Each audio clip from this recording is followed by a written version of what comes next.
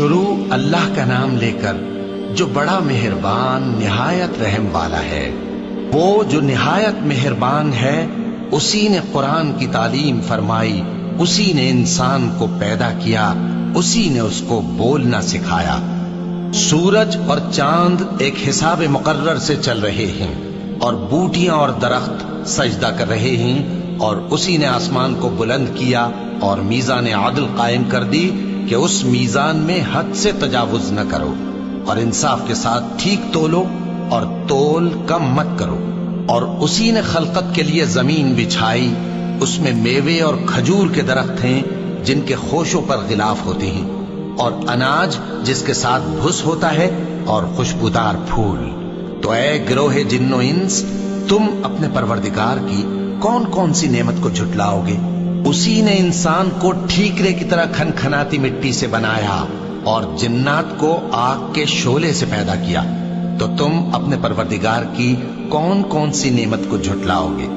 وہی دونوں مشرقوں اور دونوں مغربوں کا مالک ہے، تو تم اپنے پروردگار کی کون کون سی نعمت کو جھٹلاؤ گے؟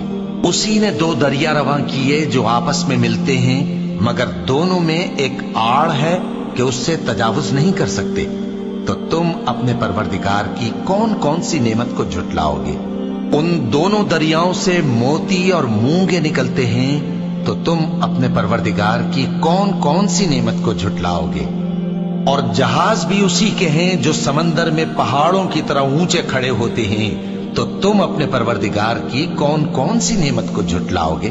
جو مخلوق زمین پر ہے سب کو فنا ہونا ہے، اور تمہارے پروردگار ہی کی ذات جو صاحب جلال و کرم ہے باقی رہے گی۔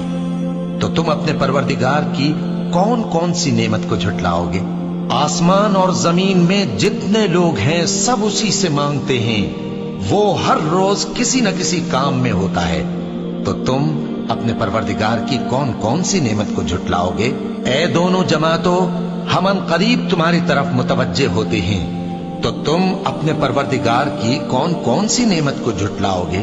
اے گروہ جن و انس، اگر تمہیں قدرت ہو کہ آسمان اور زمین کے کناروں سے نکل جاؤ تو نکل جاؤ، اور زور کے سوا تو تم نکل سکنے ہی کہ نہیں، تو تم اپنے پروردگار کی کون کون سی نعمت کو جھٹلاؤ گے؟ تم پر آگ کے شعلے صاف اور دھواں ملے چھوڑ دیے جائیں گے، تو پھر تم ان کا مقابلہ نہ کر سکو گے، تو تم اپنے پروردگار کی کون کون سی نعمت کو جھٹلاؤ گے؟ پھر جب آسمان پھٹ کر تیل کی تلچھٹ کی طرح گلابی ہو جائے گا تو وہ کیسا ہولناک دن ہوگا، تو تم اپنے پروردگار کی کون کون سی نعمت کو جھٹلاؤ گے؟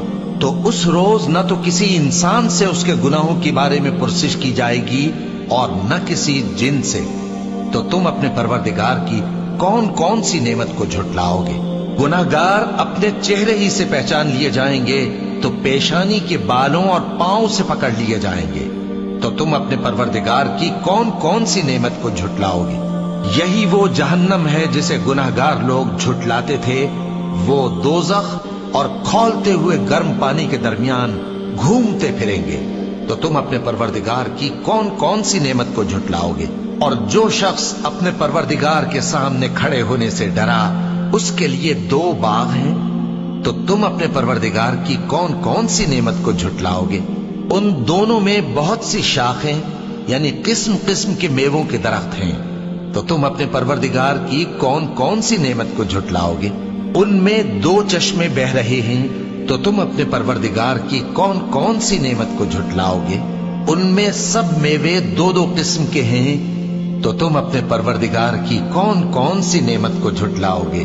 اہل جنت ایسے بچھونوں پر جن کے استر اطلس کے ہیں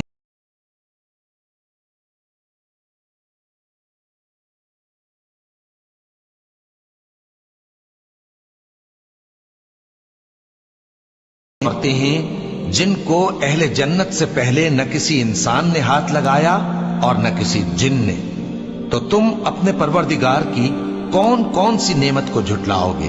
گویا وہ یاقوت اور مرجان ہیں، تو تم اپنے پروردگار کی کون کون سی نعمت کو جھٹلاؤ گے؟ نیکی کا بدلہ نیکی کے سوا کچھ نہیں ہے، تو تم اپنے پروردگار کی کون کون سی نعمت کو جھٹلاؤ گے؟ اور ان باغوں کے علاوہ 2 باغ اور ہیں، تو تم اپنے پروردگار کی کون کون سی نعمت کو جھٹلاؤ گے؟ دونوں خوب گہرے سبز، تو تم اپنے پروردگار کی کون کون سی نعمت کو جھٹلاؤ گے؟ ان میں 2 چشمے ابل رہے ہیں، تو تم اپنے پروردگار کی کون کون سی نعمت کو جھٹلاؤ گے؟